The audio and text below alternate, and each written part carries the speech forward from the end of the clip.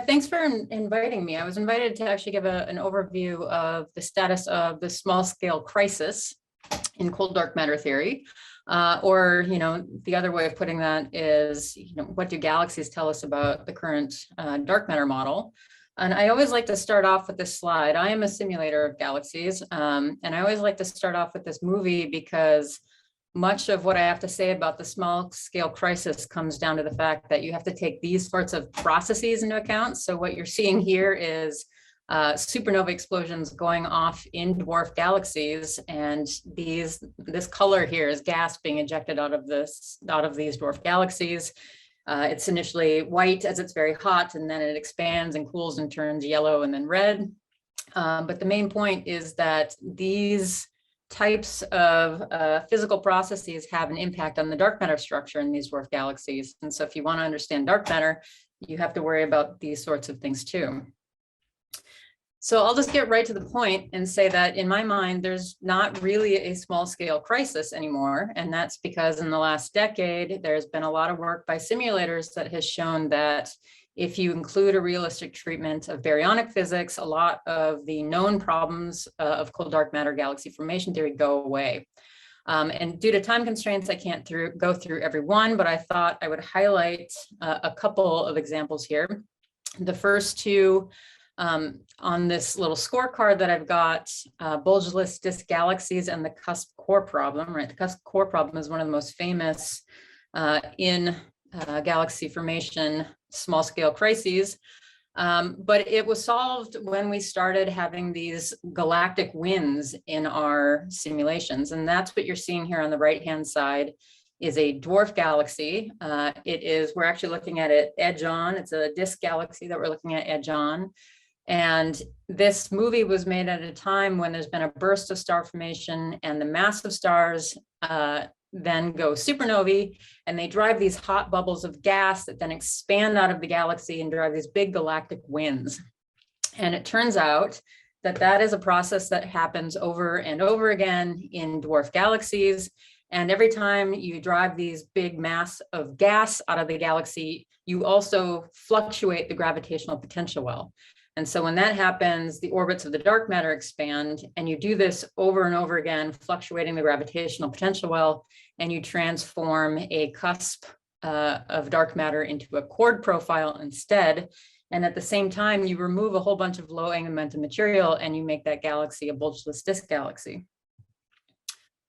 So that's how we solved those first two issues with baryonic physics in CDM. The next two, the too big to fail problem and the missing satellites problem, those are both satellite issues that really went away when we started running hydrodynamic simulations. They were problems that were identified by running dark matter, cold dark matter only runs, and then trying to infer what the baryons are doing. Well, the problem is that in a cold dark matter run, there is no component of mass that can dissipate, right? But the minute you add gas to your simulation, now you have a component that can cool, and the gas will cool to the center of, say, a Milky Way mass halo. It will go on and form a disk. The reason that matters is it means that you put an extra component of mass right at the center of your halo. And then when a satellite starts to orbit around that disk, it feels tidal forces, right? Just like the same tides that we feel on Earth from the moon and the sun that are pulling on our ocean. In the same way, the tidal force from this disk pulls mass out of satellite galaxies. And so that actually, once you include that, you reduce the overall mass in satellite galaxies, and you can even destroy some. So for some satellites that come very close to the center of the halo and then run right through the disk, you can destroy those satellites, which would otherwise survive in a dark matter only run. And so when you take the disk into account, basically nobody sees a missing satellites problem anymore, or a too big to fail problem. You may have heard that it's not just satellites that are missing anymore, it's dwarfs. Dwarfs in general in the field. This was highlighted using alfalfa data a few years ago, looking at basically looking at galaxies that have neutral hydrogen in them and quantifying the velocity of those galaxies as a measurement of mass enclosed. Long story short, it seems like we're missing field dwarf galaxies as well, but myself and others have shown that this doesn't even have anything to do with baryonic physics. It's purely an observational bias problem. If you do mock simulations, mock observations of simulated galaxies, you can in fact reconcile the theory and the observations. So there doesn't seem to be any missing dwarfs problem in the field. So what I'm going to do instead is focus on the diversity of rotation curves problem for the rest of this talk, because that one actually is still an open problem, has yet to be solved within CDM. And the last one I've listed on this slide here, the planes of satellites problem, by the way, I'm just going to ignore because some people can't even agree that it's a problem. There is no, if it is a problem, there's no known solution. So I'll just leave that out there for future work. Okay, so let me, before I get to diversity, just summarize the big picture here. I have just explained to you that if you take into account a proper consideration of baryonic physics within cold dark matter, you can solve all of these problems. I'm comparing that here to a couple of other popular models, especially that simulators have used, warm dark matter and self-interacting dark matter. Of course, warm dark matter introduces a cutoff in the power spectrum, so you squash the small galaxies, the satellites and the dwarfs, but also structure formation happens later, which makes things less dense, and you solve the too big to fail problem that way. Self-interacting dark matter was originally invoked to solve the cusp core problem, and in making galaxies less dense, it also solves too big to fail problem. And as I'll mention in a minute, there's now discussion that SIDM seems to be able to solve the diversity of rotation curves problem. But I want to point out that this slide that I'm showing you is a total cheat, right? Because I did not include baryonic physics in either the warm dark matter or SIDM scorecard here. But of course, if I do include those, I will still solve a whole bunch of these same problems. I'll get bulgeless dwarf galaxies with cores in them as well, whether it's due to SIDM or due to baryons. And the disk is always going to fix the satellite problem. So all of these things will go away. And so my point here is not to say that cold dark matter plus baryons seems to be a correct answer. It's to say that once you start considering baryons, the field opens up wide, right? It actually opens up the playing field for a whole bunch of dark matter models that can explain these problems, and we don't have to worry about a small scale crisis. So then the question becomes, where do we go next? Okay, so if baryons are solving all of these issues, there are two questions that I like to ask myself. And the first is, can we continue to understand the formation and evolution of dwarf galaxies in a vanilla WIMP CDM model? Or can we put those baryons in alternative dark matter models? And is there a smoking gun that points to one model or the other given galaxy observations? And so I'm going to focus on the second question here today, and focus on diversity of rotation curves and SIDM. Like I mentioned earlier, SIDM may solve this problem. So the diversity of rotation curves problem is usually quantified this way. This was introduced by Kyle Oman and his collaborators, where they measured the circular velocity, basically the rotation velocity of galaxies at 2 kiloparsecs from the center of the galaxy, as a function of the maximum velocity somewhere in the rotation curve of the galaxy. And so these are all the observations they compiled at the time, and you can see that there is a big spread. See, I've got a highlighter here, sort of in this range between about 80 and 100 kilometers per second in galaxies. And they showed at the time that the current simulations couldn't reproduce that spread. Well, that got answered a couple years later by the NIHAO team, the NIHAO simulations, where they actually showed that, okay, so here in blue is the observational data again, the compilation of observational data. The yellow triangles now show the simulated galaxies. And what they found is they could reproduce the least dense galaxies that are seen. But what they couldn't do was mimic any of these galaxies here that are highlighted in red. So these are the most dense galaxies, and they didn't have any in their simulations. And so now people are starting to ask, okay, you said feedback was necessary. Is it too strong in these simulations? Is it preventing some of these dense galaxies from forming? The other solution might be SIDM, right? So Manoj Kaplingat and his collaborators have been highlighting that if you instead use an SIDM model with a cross section of 3 centimeters squared per gram, that you can match all of the data. And that's what you're seeing here. The Spark Galaxy rotation curve data are shown as the data points with error bars, but the solid lines are their fits in an SIDM model to all of the rotation curves. And they do a really fantastic job, essentially reproducing the rotation curves. In this case, when you get a dense galaxy, it's because the baryons have become contracted and the SIDM contracts along with it and starts to undergo core collapse or gravithermal collapse. And you can actually make denser galaxies than you can in CDM, thanks to this gravithermal collapse that happens in SIDM models. So my collaborators and I have been running a large suite of dwarf galaxies with the idea of coming up with hundreds of dwarf galaxies to do a statistical comparison to observations.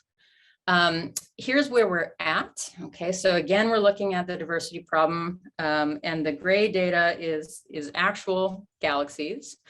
And we have, well, let me highlight. So yeah, this range here, where diversity seems to be roughly maximized. Unfortunately, the way that CDM works is if you run a bunch of galaxies, you get a whole lot of dwarfy things out and less of the massive things, right? Because that's the way CDM is. There's just a lot of small scale structure. So where we are at is that we seem at the moment to span a full range of diversity with CDM models. On the other hand, we've got 4 galaxies in that mass range. So that's not so great. What we would like to do is actually run a new set of simulations, both in CDM and SIDM. We have all the initial conditions created actually, and I've started running these galaxies. We're going to target sort of SMC mass galaxies and LMC mass galaxies to see if CDM can reproduce the diversity, and if not, does SIDM with roughly a 3 centimeter squared per gram cross section do better? And so this is the velocity dependent cross section that we plan to adopt in those simulations. It's constrained by observations so that at roughly cluster scales up here, the cross section should be less than 1 or even less than 0.1 according to some observational constraints. And in this range here of the Spark galaxies that often get used to emphasize the diversity of rotation curves problem, we are roughly about 3 centimeters squared per gram. And then it increases towards lowest velocities. So things like ultra-faint dwarf galaxies are going to have cross sections closer to 10 or so. Oh, right. So, and I meant to highlight all that as I was talking. Okay. One final thing I would like to point out is that diversity of rotation curves isn't the only thing that may separate CDM from SIDM. The other thing is that the shapes of galaxies vary in an SIDM model, and that's what you're seeing here. Hopefully it shows up okay on your screen, but this is the same galaxy run on the left and the right, and in the right panel, it's a CDM dwarf. And what you might be able to see is that the CDM dwarf is more prolate and actually reaches a higher density in the center. It's actually a little bit white here in the center. This is the same dwarf run in SIDM with a cross section of 2 centimeters squared per gram. It is less dense and it is rounder. All right, and so SIDM sphericalizes the inner halo, and multiple authors have found that the stars trace that. They trace the surface density of the dark matter. Here's an example of that from Zhu and Randall, where they used some fire simulation dwarfs to measure the shapes of galaxies. So these are the axis ratios, where we have A is the longest axis ratio of the halo, B is intermediate, and C is the shortest. And the whole point is these are run in CDM. The fire dwarfs end up being fairly prolate, and the stars trace that as well. So the idea being that in the future, maybe we can use the shapes of galaxies to separate SIDM and CDM. And so that's actually all I had to say. I'll end with some time for questions. The main takeaway, of course, is that if you want to understand dark matter, you have to understand galaxy formation physics, which is messy. Dwarfs are a really good probe of this, especially at the faint end. And, you know, for all of you who are doing modeling, you know, the main point here is that even though baryonic physics can alleviate these problems with CDM, that does not mean that CDM is the right answer. We've barely begun to probe what baryonic physics does in alternative models. And so we still need a lot of work there. And that's it. Thank you.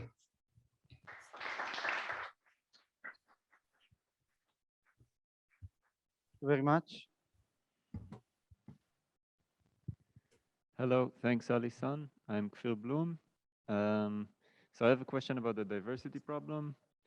When you show those plots with the diversity of rotational velocities, so where are the baryons there? I mean, at 2 kiloparsec, many of these galaxies, I guess, have significant contribution from baryons. That's at least for Spark, it's definitely true. Yes, right. Yeah, you know, so you can see that the main diversity is sort of between 50 and 100 kilometers per second. That's, you know, that's, I wouldn't say that the things at 50 kilometers per second are baryon dominated, right? They may still be dwarf galaxies where the rotation curve is rising, even at the outermost points. But they do, whatever they have in here it has a large enough radius to at least get a 2 kiloparsec and an outermost Vmax measurement. Right.